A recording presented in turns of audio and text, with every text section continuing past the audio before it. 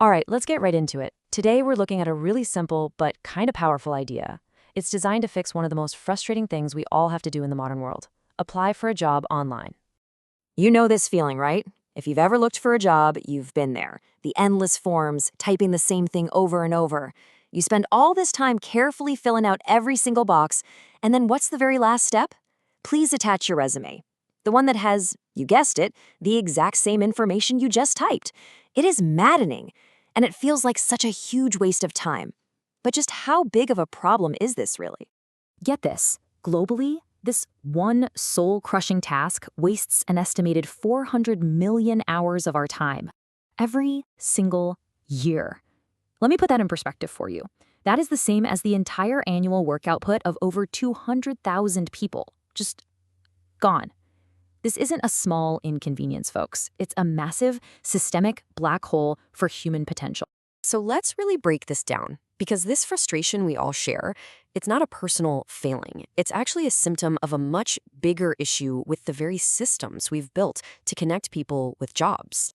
That's the key right there. For years, we've all been blaming ourselves, thinking, ugh, I must just be slow at this. But the argument here is simple. You are not the problem. The system is the problem. What we're dealing with is a fundamental design flaw, baked right into the architecture of how we hire people online. So, where did the idea for a solution even come from? You might think it came from some high-tech lab or a big corporate strategy session, but you'd be wrong. It was born from pure, unfiltered frustration. The person who came up with this whole concept wasn't an industry insider, not a coder, not a recruiter, none of the usual suspects. It was just a regular user who looked at a broken system and thought, hey, there's a better way to do this. But when they tried to share that idea with the people who could actually build it, well, they hit some pretty surprising walls. So, first stop, LinkedIn. Seems logical, right? It's the biggest professional network on the planet. But the response? Bam, a paywall. You have to upgrade to a premium account just to send a message with an idea to the people in charge. The front door was literally locked. Okay, so plan B? Take it to the internet's town square, Reddit. And the idea immediately took off. We're talking thousands of views in just a few hours. People got it. They loved it. And then, poof, the account was suddenly suspended. Right as it was gaining momentum, it felt like a genuinely good idea was being silenced. But, that's not a good enough reason to just give up. See, an idea this good couldn't be kept quiet forever. So despite the roadblocks, it's out there in the world now. Let's actually get into the nuts and bolts of how this professional passport would work. The concept itself is beautifully simple. Just imagine all your professional information, your entire career history, your skills, your projects, all bundled into a single, smart, digital card. A passport for your career. So instead of filling out a dozen forms, you just click apply, and your passport securely shares only the relevant information. It's basically the one-click checkout button, but for your professional life. So how does the magic happen? Well, the tech behind the passport is a proposed AI tool called the Pascal Engine. And this isn't just about copying and pasting your data, it's about making that data truly intelligent. This engine would do two main things. First, SmartSync. Think of it like a universal translator. It grabs your info from places like LinkedIn or GitHub where it already exists, and it automatically formats it to work with any company's hiring system. Instantly, all that retyping is just gone. But the second function, dynamic understanding, that's the real game changer. The AI would look past your job titles and analyze your actual skills. So let's say you're a philosopher with a background in tech policy. The engine might see that and identify you as a perfect fit for a brand new role like an AI ethics consultant, a job you might not have even known existed.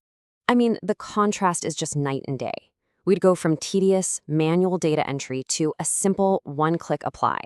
We'd shift from rigid, old-school keyword searches to a dynamic, skills-based matching system.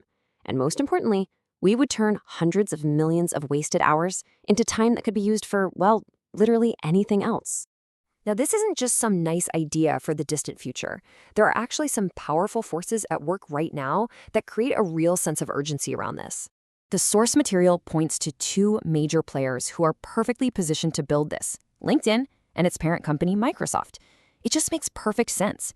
LinkedIn has the massive amount of professional data and, crucially, the trust of millions of users. And Microsoft has the world-class AI infrastructure, like Azure AI, to actually power the engine.